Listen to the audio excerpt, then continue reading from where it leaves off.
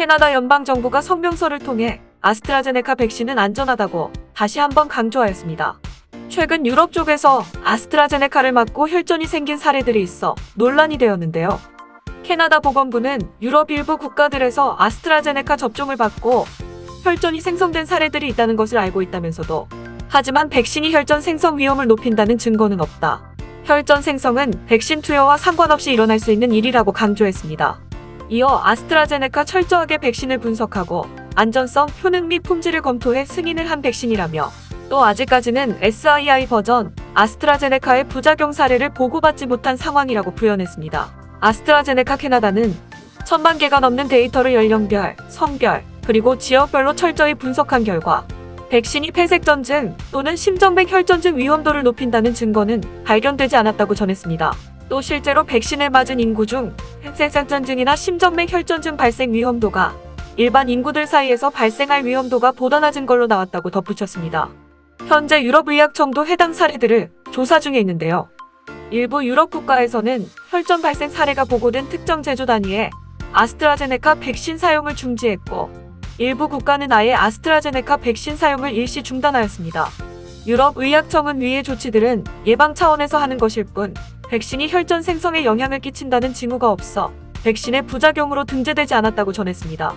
영국 의약품식약청 역시 같은 견해임을 밝혔습니다. 캐나다 정부는 앞으로도 계속 유럽의학청을 비롯해 다른 국제기구들과 협업하여 정보를 취합하고 그에 따른 필요한 조치를 취하도록 하겠다고 전했습니다. 다음 뉴스입니다.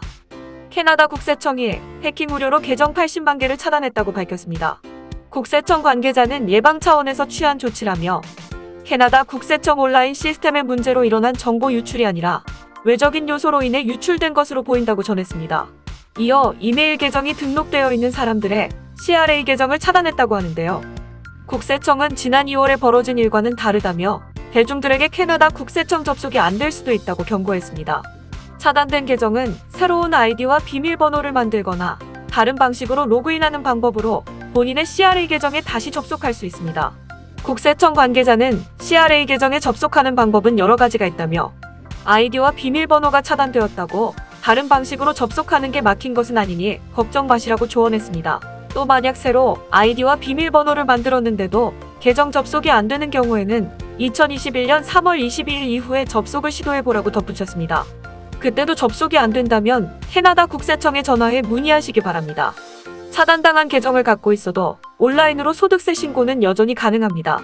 차단당한 계정 여부를 알고 싶으신 분은 캐나다 국세청 웹사이트로 가 기존 아이디와 비밀번호를 입력해 접속을 시도해보시면 됩니다. 차단당했다면 아이디가 해지되어 접속이 불가능하다는 오류 알림이 뜹니다. 다음 뉴스입니다. 로저스 커뮤니케이션이 부채를 포함한 주식 거래로 260억 달러에 캐나다 최대의 와이파이 네트워크를 가진 쇼 커뮤니케이션스사를 인수하기로 계약을 맺었습니다. 이 계획에 따르면 로저스는 쇼의 발행 및 미수금 등급인 A와 B급 주식 전주에 대해 $40 50센트를 현금으로 지불하게 됩니다. 쇼의 B급 주가는 금요일 토론토 증권거래소에서 $23 90센트로 마감했습니다.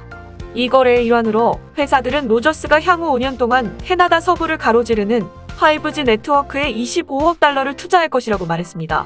로저스는 또한 캐나다 서부 전역의 시골, 원주민 지역사회를 초고속 인터넷 서비스에 연결하는데 $10억 달러의 기금을 조성할 것이라고 말했습니다.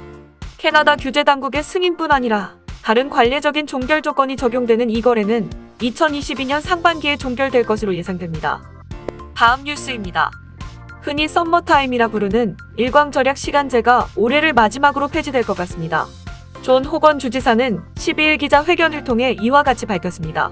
호건 주지사는 이미 지난 2019년 말에 개정안을 통해 수정한 바 있다며 사실 지금 당장이라도 폐지해도 문제가 없는 상황이라고 전했습니다. 그러나 당장 바꾸지 않는 이유에 대해서는 미국 남서부 쪽과 충분한 협의를 통해 시기를 결정해야 하기 때문이라고 설명했습니다. BC주는 미국 남서부주들과 무역부터 시작해 경제적으로 매우 밀접한 관계를 갖고 있기 때문에 시간대가 같은 편이 훨씬 더 유리하게 작용할 수 있기 때문입니다. 호건 주지사는 워싱턴주, 오리건주, 캘리포니아주들도 바로 바꿀 수 있는 게 아니라 의회의 승인을 받아야 해 시간이 걸릴 것이라고 전했습니다. 현재 캐나다 대사가 미 서부 3개 주의회 대표단과 협의 중이며 올가을이 오기 전에 결정이 날 것으로 예상됩니다. 한편 BC주 북부와 쿠트니 지역의 경우 몇십 년 전부터 산학표준시를 사용한 바 있으며 작년에는 유콘주도 일괄 전략 시간제를 폐지하였습니다. 다음 뉴스입니다. 학교 앞은 어린이 보호구역이라 등하교 시간에 맞춰 속도 제한이 시속 30km로 맞춰져 있는데요. 버나비에서 메트로 밴쿠버 최초로 이 속도 제한 유효 시간이 6시간 더 연장되었습니다. 기존에는 오전 8시부터 오후 5시까지였지만 이제 버나비 어린이 보호구역 속도 제한 유효 시간은 오전 7부터 오후 10시까지입니다. 어린이 보호구역 속도 제한은 학기 중 주중에만 적용되는 속도 제한입니다. 지난해 밴쿠버시는 학교 앞이나 놀이터 근처 등에 어린이 보호구역의 속도 제한을 24시간 내내 적용하자는 안건을 승인했으나 아직까지 적용된 사례는 없었습니다. 마이크 헐리 버나비 시장은 우리 아이들을 보호하고 사람들이 더 안전하고 맘 편히 오갈 수 있기 위한 것이라며 BC주 정부에게도 이러한 규정을 공원 근처와 어린이 보호구역에 도입할 것을 적극 권장한다고 전했습니다. 버나비시의 해당 속도 제한 안내 표지판 600여 개가 교체될 예정이며 2026년까지 과속 방지턱 200개를 학교 36곳과 공원 36곳에 설치할 계획입니다. 버나비 시청 관계자는 단속은 2021년 4월부터 하며 첫 몇 주간은 처벌 대신 교육하는 쪽으로 방향을 잡을 것이라 밝혔습니다. 다음 뉴스입니다. 존 호건 BC주 주지사가 야외 모임 규제를 완화한 헨리 보건관의 결정을 지지한다 밝혔습니다. BC주는 모든 실내 모임이 금지되어 있으나 10일 일부로 야외 모임 한정 최대 10명까지 모이는 것이 가능해졌습니다. 호건 주지사는 헨리 보건관은 모든 부분들을 매우 신중하게 고려한 뒤 모임에 관해서 조금은 규제를 완화해도 되겠다고 판단을 내린 것이라며 모델링 결과 만약 적절하지 않은 상황이라 생각했다면 그러한 결정을 내리지 않았을 것이라고 전했습니다. 이와 같은 존 호건 주지사의 발언은 이를 신규 확진자 수가 확연히 줄어들지 않았는데 규제 완화를 섣불리 하는 게 아니냐는 비판의 목소리 때문으로 추정되는데요. 봄방학이 오기 전에 이런 규제 완화를 해 일각에서는 봄방학 동안 전파가 지금보다 훨씬 더 잘 되는 게 아닌가 하는 우려를 표하고 있습니다. 헨리 보건관은 밖에서 친구들을 만나고 커피를 마시고 수다를 떠는 게 가능하다며 하지만 한 집에 살지 않는다면 기본 방역 수칙은 잘 지켜주시기 바란다고 당부했습니다. 이어 새로운 사람들이 아닌 코어 버블인 사람들을 만나길 바란다고 덧붙였습니다. 실내 모임을 비롯해 식당, 바, 술집 등의 규제는 변동사항이 없고 여행 규제 역시 변동사항이 없으니 참고 바랍니다. 다음 뉴스입니다. 전 세계 2억 명이 넘는 가입자를 보유한 세계 최대 스트리밍 서비스인 넷플릭스에서 새로운 기능을 정기적으로 테스트하고 있으며 계정 검증을 확인하고 있다고 밝혔습니다. 계정 확인 화면에는 이메일이나 휴대전화 문자를 통해 계정 소유자임을 인증해야 하며 지금은 다음으로 넘기는 버튼이 함께 나오고 있습니다. 글로벌 조사기관인 마지드에 따르면 1명 이상 계정 공유를 하고 있는 사람들은 넷플릭스 이용자의 33%에 달하고 있는 것으로 나타났습니다. 넷플릭스 약관 4조 2항에 따르면 넷플릭스 서비스와 이 서비스를 통해 제공되는 모든 콘텐츠는 개인적 비상업적 용도로만 사용해야 하며 가족 구성원이 아닌 개인과는 공유할 수 없다고 명시되어 있습니다.